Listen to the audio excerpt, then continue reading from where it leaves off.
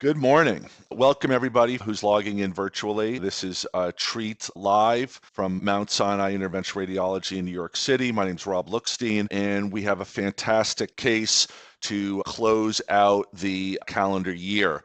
I'm very honored and appreciative and privileged to be joined by a very, very close friend and colleague and partner of Mount Sinai IR, my dear friend Wael Saad, who is chief of interventional radiology, professor of radiology at University of Utah. Wael is a world-renowned expert in the diagnosis, treatment, and long-term clinical management of portal hypertension, among other incredible skills that he has. And in that vein, no pun intended, we've chosen what I think is a very, very interesting portal hypertension case to share with you all this morning. So I think we're going to go to room 1 in the lab. Rahul, are you ready and available? I can see you. I just want to make sure you can hear us. Yep, we can hear you. So thanks everyone for joining for today. We got an interesting case of gastric varices. I have Dr. Toyin to my right, who's our fellow. To medical students, I want to thank our nurses, our techs, and our anesthesiology partners also for helping us make these cases go, as well as our AV specialists as well. And then I'll leave it up to actually Dr. Toyin to introduce the case. Awesome. Can you go to the next slide? All right, so today we have a 48-year-old female, history of ulcerative colitis, primary sclerosing cholangitis, and decompensated portal hypertension that was diagnosed 7 to 8 years ago. She was recently admitted in November to an outside hospital with bloody emesis and melena for a day. And at the time, her hemoglobin was noted to be 7.7. Her baseline was 11 to 12. An EGD was done at the time that showed type 1 isolated gastric varices. She was managed at the time and discharged from that hospital and referred to our office for further evaluation. Next slide. So at our office visit, her vitals were notable for a blood pressure of 93/59. Heart rate and respiratory rate were within normal limits. She didn't have any signs of encephalopathy or ascites or abdominal pain, and her MELD based on her labs at the time was 12. We touched a little bit on her medical history, and then her surgical history was notable for a colon polypectomy in 2022. Her family history is non-contributory, and then her medications are listed below for her PSC, her ulcerative colitis, and she also takes Coreg. Next slide. So we were able to obtain her EGD from her outside hospital stay, and we can see these type 1 isolated gastric varices that were located in the fundus, and it didn't really see sequelae of bleeding at the time. And then next slide. This is compared to her May EGD, and we can see that she had one isolated varix at the time, but now in November, the gastric varices have seemed to progress. Next slide. And if we go through, this is her MR that we reviewed. She obtained one back in September, and we can see that she's got these large gastric varices with a large gastrorenal shunt that decompresses into the portal vein. And then I have some stills on the next slide so we can progress. And here in coronal on the left, you can see that the shunt connects to the portal vein. And then on the right side, we can see that it goes right into our left renal vein. Next slide. So in summary, this is a 48-year-old female, history of UC, primary sclerosing cholangitis with decompensated portal hypertension, who presented with hematemesis and melena, found to have these large gastric varices with a large gastrorenal shunt. So we discussed the treatment plan with the patient, and the plan is for variceal embolization via the right common femoral vein access. Thanks, Toyin. So again, for those who, let's talk a little bit about gastric varices, right? So, here's a patient, had a bleed, not a major bleed, but single isolated gastric varix, right? In terms of recommendations, in terms of either doing a TIPS versus BRTO, how do you guys think about this? How do you guys approach this? Well, if she doesn't have anything else, which apparently she does not, no ascites, no esophageal varices, it's a one sentinel bleed. She's been resuscitated. It's been a while, so you're doing this electively. Her MELD is under 14. This is an ideal kind of BRTO. Start off with a BRTO or an accelerated BRTO first and see how she does. This is kind of your ideal setup for an elective BRTO. They do a lot better electively once they've been resuscitated after the sentinel bleed. And, this is actually very typical and very ideal. Rahul, you're so integrally involved with the portal hypertension program here. I think it would be very valuable. I know that you're working, and I can obviously pivot to Yeah. Wael a little bit, but if you could just go through the sort of Mount Sinai algorithm of how we're managing patients with symptomatic portal hypertension as an outpatient. It's obviously important to recognize this is an outpatient. We are managing portal hypertension patients, longitudinally within our clinical practice here. But, either anatomic, Yeah. physiologic factors do you take into consideration before deciding on endoscopic management, transvenous management, shunt management, medical management, or even, surgical management? I know that's a lot, but I think it's a good way to start this conversation about how do you pick the right case for a transvenous embolization. Look, we see all these patients we see a lot of these patients together with hepatology, with surgery, and so we try to manage you have to co-manage them, right? You can't manage them on your own. In terms so we obviously see these patients in office hours. Yeah, in terms of patients who have just straight portal hypertension, no occlusions or anything like that, usually it's just us and the hepatologist, and we sort of manage them however we feel most appropriate. Do I see Kirema just join you? Yep, sorry, this is Hi, Dr. Kirema. Garcia-Reyes was able to join us. Sorry, I was finishing up a case. Hi, Wael. Good to hear you. Thanks for being here. Right now, we're just trying to get out of the shunts here, which that would be easier, but You want me to? And so Yes. not to belabor the point, but how do you make a decision about whether to do a transvenous embolization versus a shunt procedure?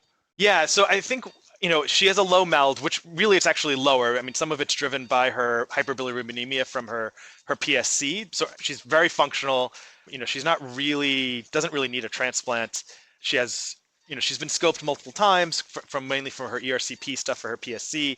She's never had esophageal varices. They've seen these gastric varices before, but they haven't bled. And then obviously she had this sort of sentinel bleed, which wasn't a major bleed in the sense that she needed a blood transfusion or anything like that, but it did require to get admitted to the hospital. So we've sort of elected to Against a catheter, maybe. yeah, I'm gonna try to do it there and then plug it there. And then sort of elected to do this sort of electively. I think we've slowly moved, and I think Wael sort of in the same camp is try to get to maybe some of these patients before they bleed. And then we're gonna swap wires here. Before they bleed, and try to do them proactively. We don't have a good sense. Some of them are just sort of gestalt. Our GI guys or hepatology guys say they look bad on endoscopy, and then they sort of send it to us. But there's no sort of like rhyme or reason. So I don't know. Well, I have several questions. Probably, first and foremost, just as you're all working, very, very feverishly, and it's, this is incredible work that you're doing. If you could just share with everybody who's tuned in what your setup is. It looks like you have, femoral vein access, but what's the equipment that you're using? How are you thinking about setting up these cases? You showed a very, very sophisticated MRI, but what kind of anatomic criteria do you look at on the pre-procedure imaging to set up a case like this? And what equipment do you need for those that haven't done that many of these transvenous embolizations to make sure that you have the greatest likelihood of success? Yeah, so our setup here is we have a 10 French flexor tip sheath through the right groin. We used a Sim1 to sort of get into the left renal vein, and then basically you sort of pull down, again, if anyone's done like adrenal vein sampling. Yeah. Adrenal vein sampling, I think it's the same sort of idea, right? You do, kicking us back.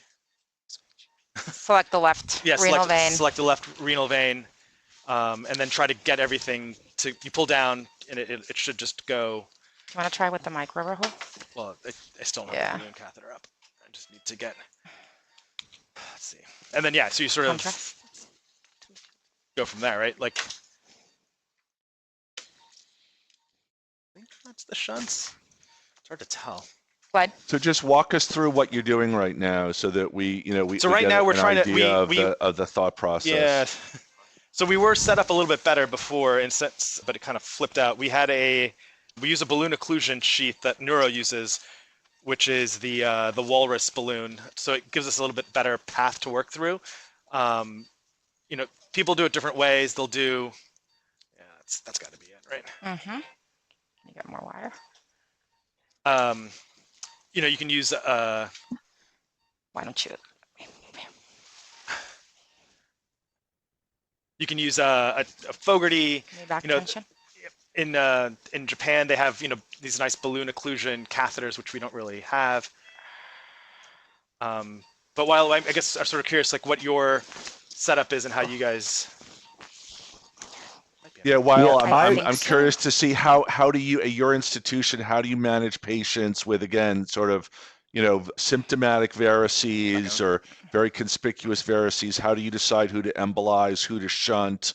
Are you going into a more prophylactic mode? And then what equipment are you using currently?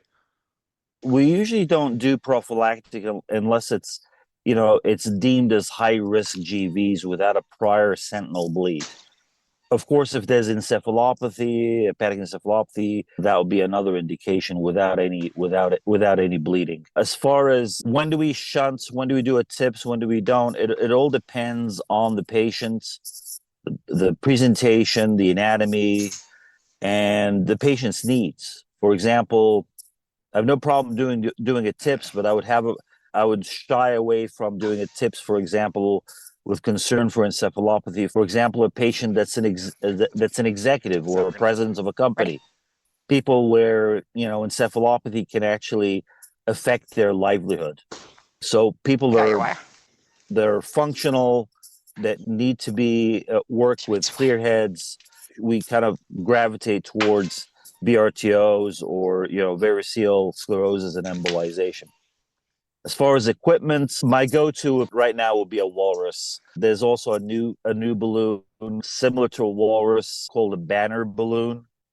Another one is the old one the one we started out with the balloon occlusion guide cath, which is the concentric balloon occlusion guide cath, which I think is now by Stryker. That's called a Mercy balloon occlusion guide cath or shuttle cath.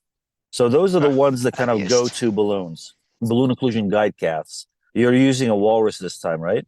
Yeah. So the other question then comes, like, what do you do when the walrus? You got to push this up. Yeah, your catheter. When if the walrus isn't big enough. You can push a walrus or a Mercy balloon up to 17 millimeters, which is beyond specifications. Of course, all of this is off-label, but you can push it to about 17 millimeters and get away with it. 17 millimeters usually covers at least 90% of these shunts. If you don't, if you can't control it with that, then you're looking at a BRTO approach, a portal approach, where because the afferent feeders are going to be smaller, that you can actually handle that. And that's with and without shunting, depending on whether the patient's a TIPS candidate or not. Keep going. You brought up a really interesting point, which is that you can't just look at a patient with symptomatic varices and just think about shunting all of them, right? And I'm just curious, you're extremely experienced, you have a very, very busy clinical practice, you're one of the leading thought leaders in the world right now. In your practice, in the whole spectrum of variceal patients with portal hypertension at your institution, just as a gestalt, what percentage are you embolizing and what percentage are you shunting? I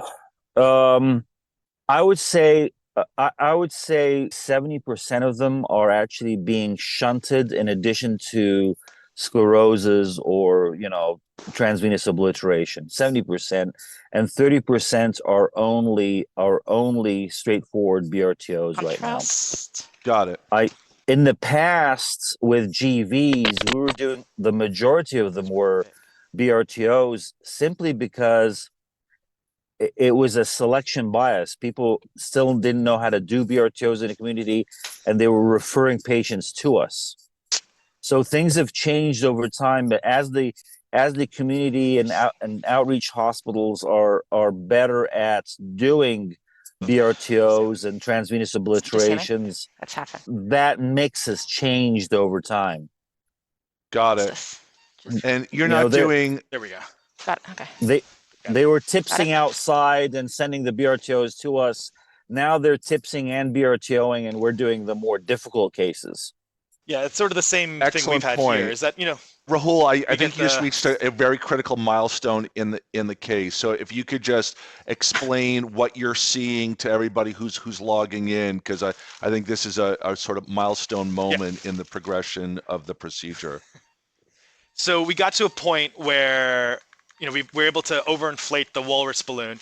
The one thing I have found, I don't know if Wael has found the same thing, is that I like to inject over a wire because it can sometimes be up against the wall. So I like to just have a little wire there so it's not just banging up against the wall. But now we've sort of corked it. So I overinflated it, pulled it down, and sort of corked it at the web. There's usually a web like right at the renal vein, or sometimes just above the renal vein. And we can inject it. You can see now, we can see the shunt. We see this phrenic vein that's coming back, which ultimately I'm not going to really worry about too much because I think we're going to get way past it to do the foam injection. So now hopefully we can figure out how to get the heck out of this shunt. So we'll just do a little oblique and see if we can see where the shunt is. And again, if you could just walk through for the audience's sake, what's the thought process? What anatomic aspects are you looking for to be able to proceed safely? So again, the phrenic vein usually can sometimes be a problem, especially if you're going to do just a straight parto. I think that can be a problem because you may end up injecting lower, but sometimes we'll end up having to embolize those phrenic veins. But if we can get high up above it, I think I'm not super worried about it acting as a dump for when we inject the foam. I don't know, Wael, what your thoughts are. It all depends on how large this phrenic vein is, how much it's decompressing the system. Usually, if they're small, and arbitrarily small is less than 4 millimeters, usually you can get away with it with stage sclerosis. What do you mean by staged sclerosis? So if it preferentially wants to go into any collateral, in this case a phrenic, you basically put the sclerosant in, let it run preferentially where it wants to go, which is the phrenic, and just sit for 10 minutes, and that will actually sclerose the phrenic. And then you proceed with sclerosing further into the shunt. So it's kind of like stage sclerosis. If it wants to run there, let it run there, sclerose it, sit for 10 minutes, and then proceed. Early in our experience, we used to go after all of these, try to get into them, either beyond them or embolize them, and sometimes even go from the systemic side as well. But we only do that for the large ones now. Large as in larger than 5 millimeters. Well, the other thing I'd like to ask, again, based on your extensive experience and expertise in the management of these patients, obviously Rahul has a, very busy outpatient practice, that is, managing patients with portal hypertension. What percentage in your practice of these cases are you managing as outpatients versus inpatients? I think that that's just a very interesting insight to share. When I speak to a lot of people around the country, certainly globally, there isn't as much of a adoption of comprehensive outpatient management of these cases. So again, any insight that you could share based on what you're doing in Utah, I think would be very informative. They're almost all inpatients because they're usually we're like tertiary care centers, just like you guys are, but we don't get a lot of the straightforward healthy patients. We basically admit them first. So we don't do them as outpatient. Before the procedure. You admit them the day before the procedure, or are they coming in through the emergency room, or a direct admit through someone else's office? How is that working? They get admitted the day of, and sometimes before, depending on how well they're worked up. Got it. So if it's someone with a very large shunt, where you're going to do a lot of shifts in hemodynamics, you're going to redirect all that flow back to the liver.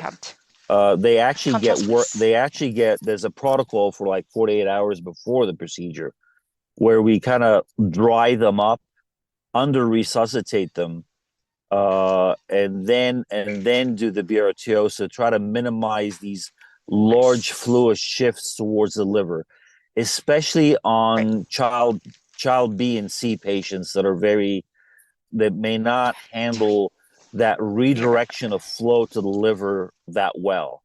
They get kind of like a reperfusion hepatitis or hyperperfusion hepatitis if you redirect that Yeah. large shunt flow towards the liver.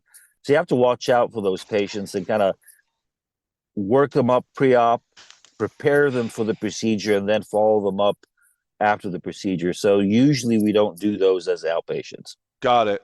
Yeah, I mean, the other thing we didn't really talk about is, in doing BRTOs in patients with portal vein occlusion or severely compromised portal flow.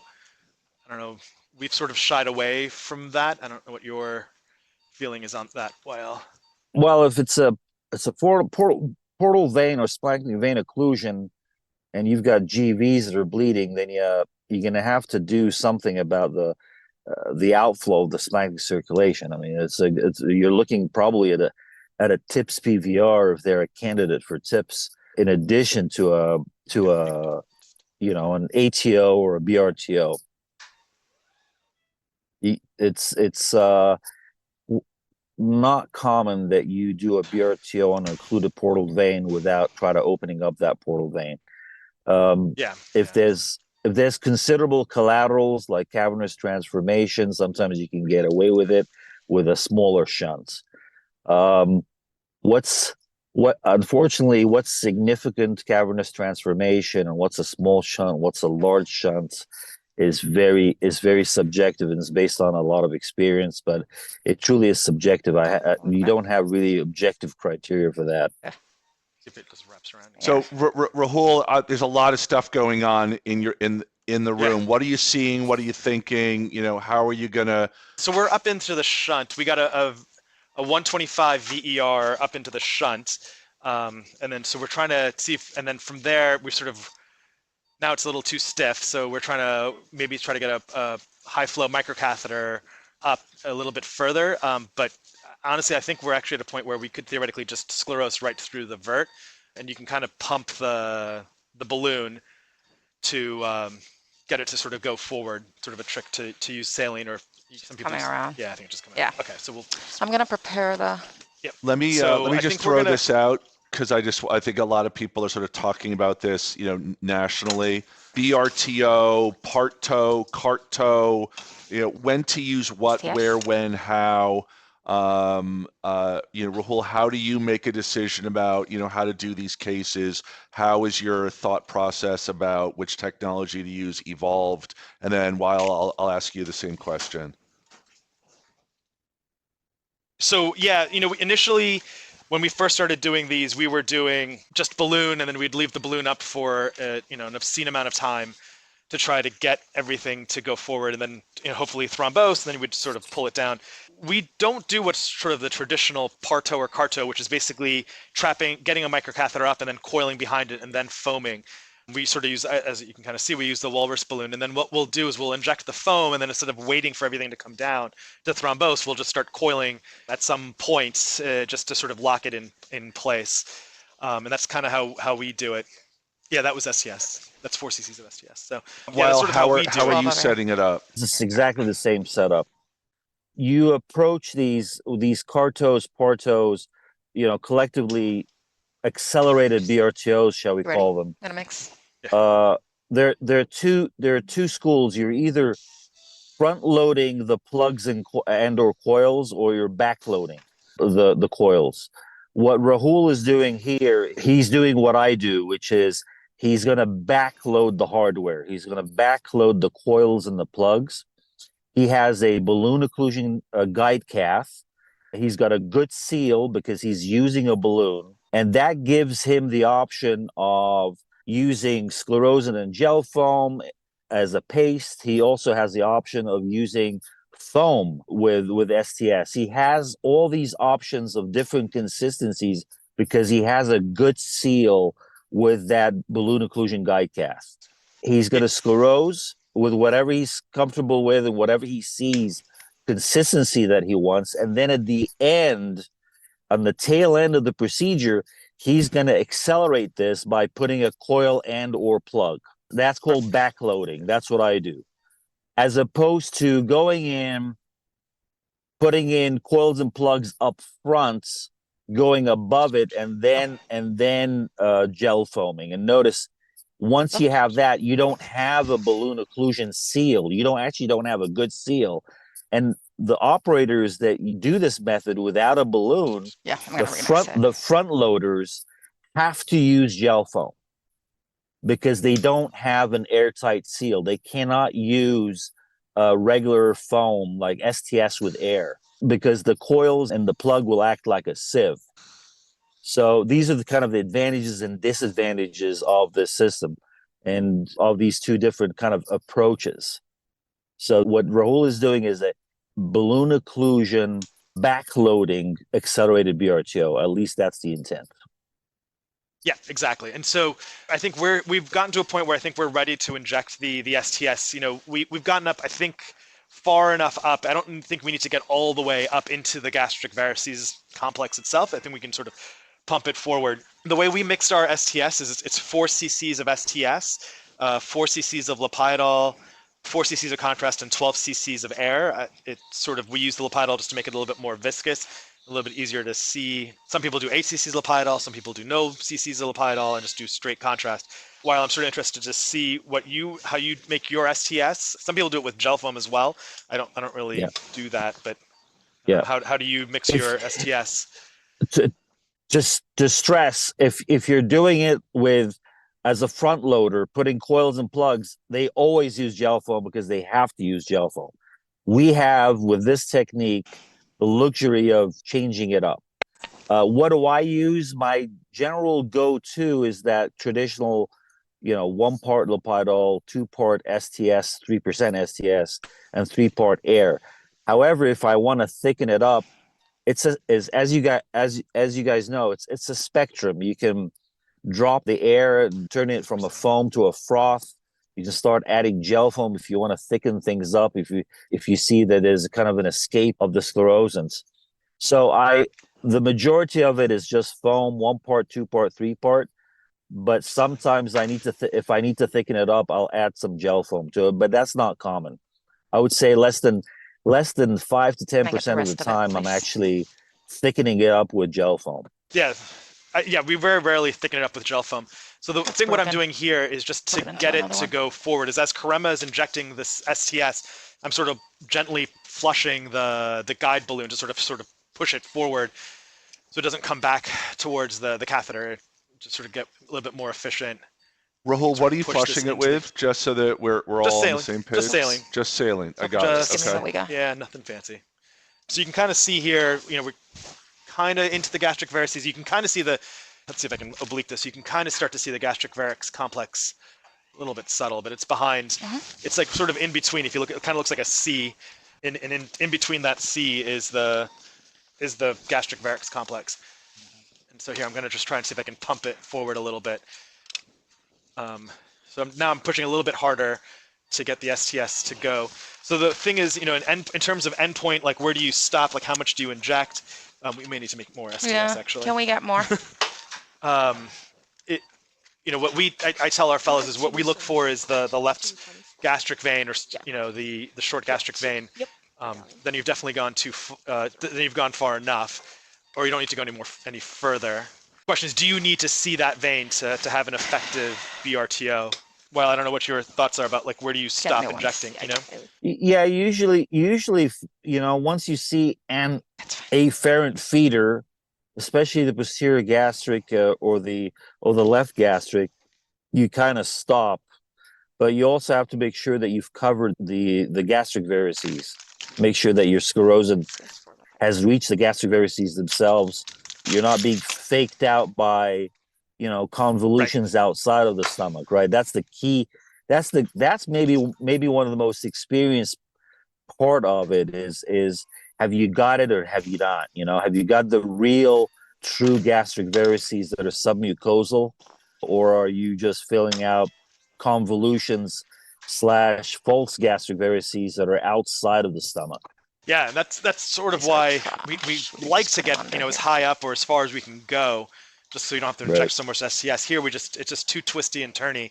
We just weren't able to inject any more STS. So we're just going to make some more STS because I don't want to keep pushing it forward here with saline. So we're going to make some more STS and keep injecting here. And then, in terms of getting out, I think where our vertebral catheters, which is kind of why I like that, the vert catheters, it'll take 035 interlocks. I don't think I'm going to get a plug up into the shunt here from this that's going to be big enough just because it's pretty tortuous. So we can just drop some big 035 coils here and go through that as opposed to having Rahul, to since you're mixing or pushing, let's shift a little bit to when the patient's going to go home, right? And so I think the plan is to discharge this patient later this afternoon. Is that correct? That's correct. Yeah, she And wants then to go home. yeah, She has a dinner party tonight.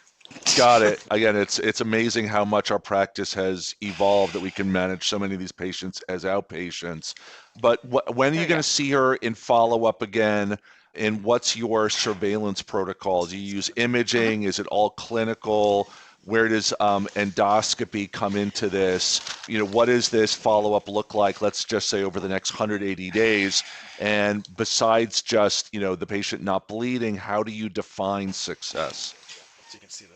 We are going to send her ultimately back for endoscopy, which isn't actually a hard thing for her because, frankly, she's going to get endoscopies for her PSC. But that in terms of we do get that question a lot from our GI partners or hepatology partners, is when should they scope them again after a BRTO? Because obviously, what we worry about for these patients is do they develop esophageal varices, right? So that's sort of one of the, I guess, I won't say complications, but known sort of side effects of the BRTO. That's the you can make the esophageal varices worse. I don't have a good answer in terms of exactly when they should do it. For patients who are inpatients who have bled, I usually say do them as an outpatient. Maybe like in a couple of weeks to 6 to 8 weeks. We'll do luckily here we can do a non-con spin, so we'll do a non-con spin just to show that our foam is in the right spot and is covered and everything. So we can do that here. I sort of would like to hear how Wael sort of follows his patients for these. Early on in the experience, we used to do an EUS within 24 to 48 hours and that's early that's back in 2007. They were concerned about whether we got it all or not. And then some patients didn't make the appointment, and we found that they actually thrombose over time. So you don't have to do an EUS within 24 to 48 hours anymore. Again, going back to the pre-op, what GI does with a multidisciplinary team is that they scope before the BRTO, and they do preemptive banding of the esophageal varices. So they will actually band esophageal varices that you usually would not band because they know what's coming. So they do preemptive banding pre-op, and then within 4 to 6 weeks, they would actually scope again to stay on top of these esophageal varices and to confirm, not that they need to confirm that the GVs are down and out for the count. Completely thrombosed otherwise. Yeah, so we haven't been sort of dogmatic about like when to scope, but just at some point they should get scoped. Usually we say 8 weeks, 3 months, somewhere around there. Yep. We're pretty sure we've covered at least the gastric part. So I think we saw, I don't know if you guys could see it on the screen, but we saw sort of the posterior gastric vein fill. So we're gonna stop. I think we've sort of done some obliques here. We think we've covered the gastric varix complex here. It's sort of all sort of pulsing around. So now I think we're just gonna, as Wael said, we're gonna backload it. We're gonna put some coils basically right where we injected the foam from.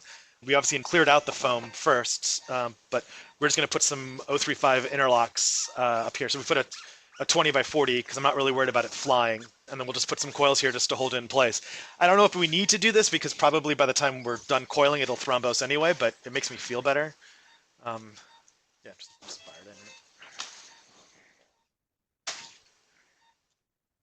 It's hard to push, right? Yeah. By the coil. I want to get us. Yeah, there you go. Yeah. It's the turn. Yep. Bring it. Pull it back. Pull it back. Exactly. Push the coil. Yeah. Pull the catheter back.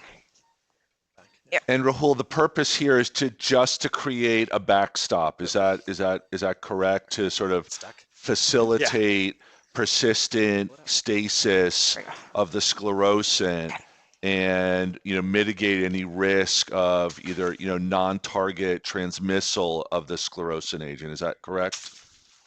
Yeah, exactly. So before if you just injected the foam and then took the balloon down, the foam, the shunt is still technically open, right? So it'll just push all the foam out and it'll go systemic, and some of that's going to be clot, right? So you're going to have this big piece of clot here. So here we don't have to, with this, we don't have to leave the balloon up for an extended period of time. We can just coil it and hopefully that'll be enough. We never really knew exactly how long. There's no test other than taking down the balloon before to see exactly when to take down the balloon, right? That was the only thing you could do, is take down the balloon and then hope that the foam didn't move on you, Right.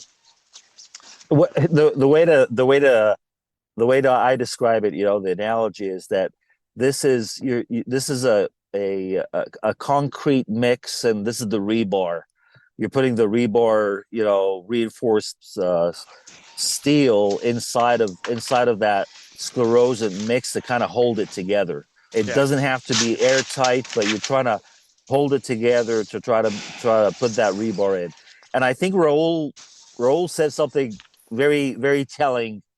We don't know how long to keep the balloon. This is kind of like, by the time he puts the coils in and or plugs, if he uses plugs, that in itself is just waiting time, to deflate. It's kind of like entertaining himself while he waits for the balloon to deflate, Yeah, exactly.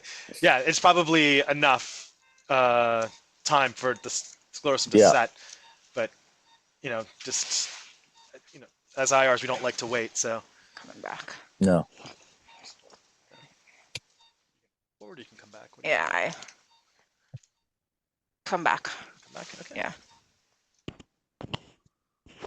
I was going to ask, do you need to keep going forward with the coil mass, or could you start to back up the introduction catheter and start to go all the way down to the renal vein now? He's stuck.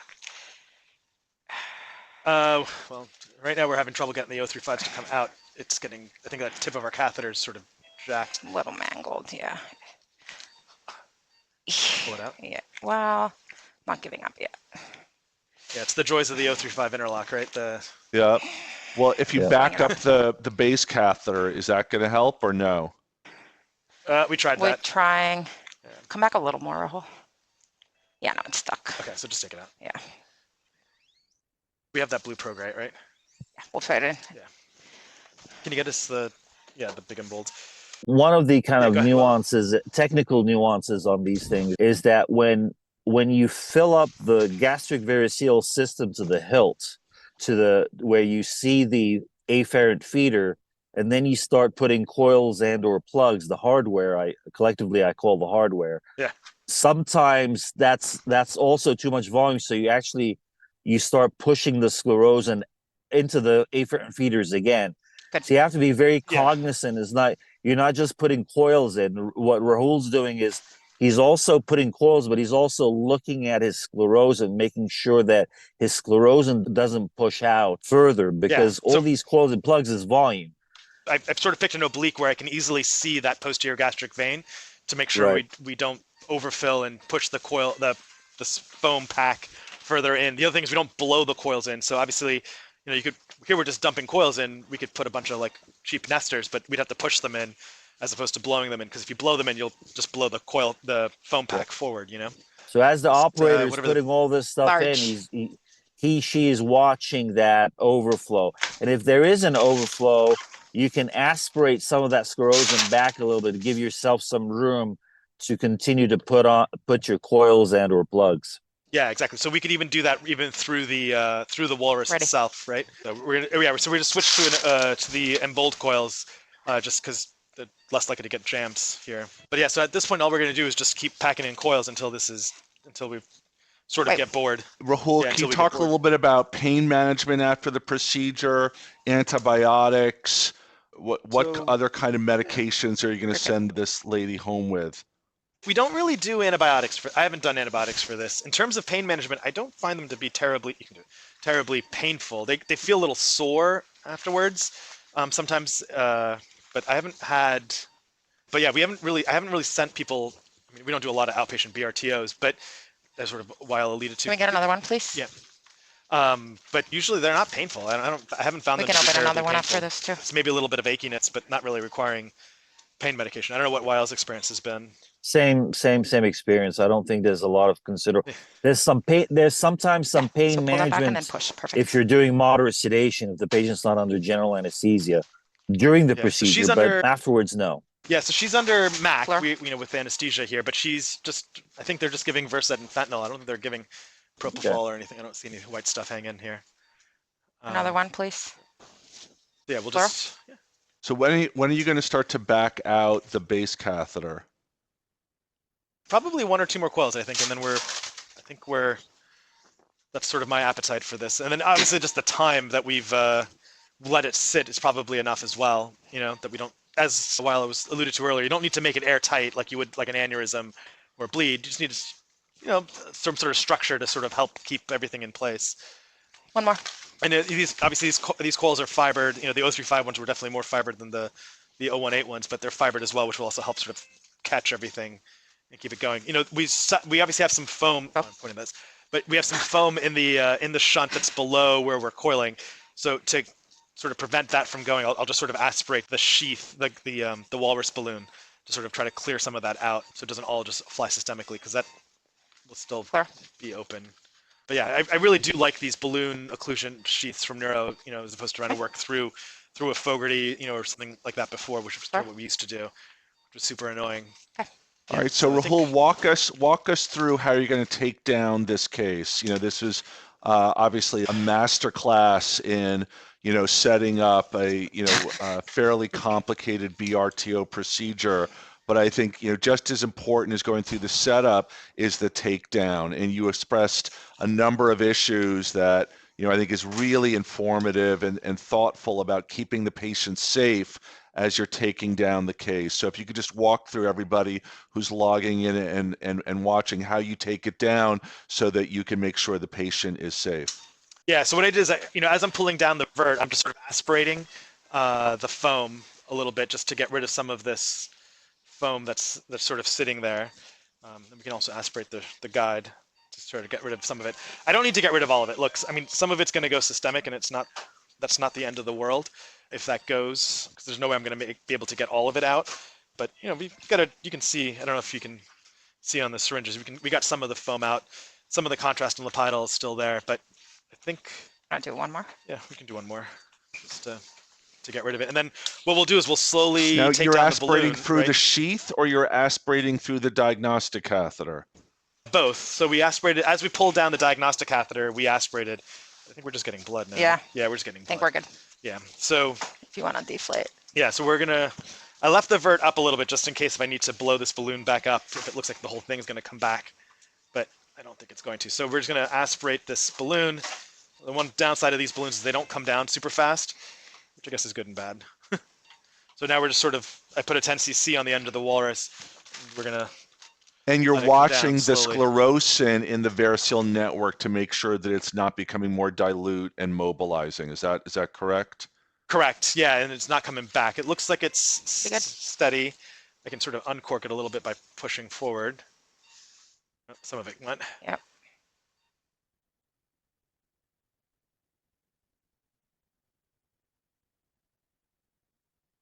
Looks like it's sitting, right? Yeah.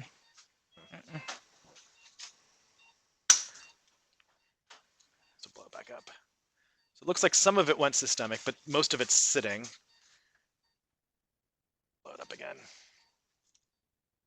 May just leave it up for a little bit longer just to give it some more time, because it looks like some of it came back, but most of it's still sitting there. So what's the thought process now? Leave the balloon up for another 5 or 10 minutes, or? Yeah, just gonna leave it up for another few minutes here just to let it sit. Coil more? I don't think we're gonna coil more. Yeah. I mean, we could try and get back up and coil more, but I don't know if that's gonna really help. My own personal opinion, while I'm very curious as to what you would do right now, is just patience. I think, Mm-hmm. trying to rush yourself out is, probably not going to be advantageous. You've got a really nice coil mass there to, prevent it. And I think just a tincture of time to allow the coils to settle in and to facilitate the natural thrombotic process is probably going to be your best facilitator here. Well, I don't know if you have anything to add based on the way that this case was set up. So I don't use coils. I actually use plugs, and I put my plugs actually right off the walrus, right above the walrus on your stalk at the bottom. And then, and because that deployment is quicker, I actually just sit for like 20-25 minutes and then deflate. In this case, you can put an additional plug, you can just wait and watch. You're also sclerosing, you're chemically cauterizing these varices. It's not just thrombosis. So even if you lose some of that, you've already done that kind of that sclerosing contact with the endothelium, and it'll be fine. Despite that, imaging wise, it looks like it's been diluted and pushed back. I think the good damage, has already been inflicted by you, and you've done well with this patient. Yeah, I think we're gonna just give it a few minutes here and then just take it down at some point, right? That's sort of what we would do. I don't think Yep. there's any need to inject more sclerosant because I think you just run the risk of just pushing stuff further into the posterior gastric vein here Yes. and then into the portal system. So Rahul, great demonstration. How yeah. long are you going to keep the patient in the recovery room before you send her home? And what if As long anything, as are you going to she's watch for? so we're gonna just try and feed her before she goes, but I think if she does well, probably like 2-3 hours and let her go. I don't see any real need if she's able to eat and walk around. I don't see a need to keep her for very long Do afterwards. you, do you have any instructions, anything about eating? Is just like eat at will, or No. is it I told clear her to try to eat liquids? smaller meal. Yeah, Okay. start. We're gonna give her clear liquids here, and then maybe like a sandwich or something or crackers before she goes. Okay. And then we told her, yeah, and I told her, start small because I found in terms of dew complaints when we've done them out patients that they feel full faster or they have a little bit of like an upset stomach. So just told her to go slow, and but I don't think there's anything like she can't eat certain things. I don't think there's anything like that. Yeah. Yeah. Well, how do you advance the diet at your place? It's the same thing. It's clear liquids, and advance is tolerated. Okay. And they will have satiety. There's a lot of inflammation. The GVs themselves are, with now that the thrombose, especially if they're large, will be space occupying themselves within the fundus of the stomach. So part of it is inflammation, part of it is, and part of it is space occupying. So they will feel early satiety more than their usual. The contrast is diffusing. Got it. Yeah. All right, I think we're gonna let you guys go out. This was an incredible case. I certainly Thanks, Wael. learned a lot, and again, I Oh, think you guys did a phenomenal job of demonstrating this. Wael, I can't thank you enough. Your insight is always so valuable here, thank and you. I hope that you found the case educational as well. Absolutely. Thank you. And I really appreciate Mount Sinai team. I really appreciate the invitation. On behalf of all of us here in New York City, I want to wish everybody a peaceful holiday season. From New York, be well.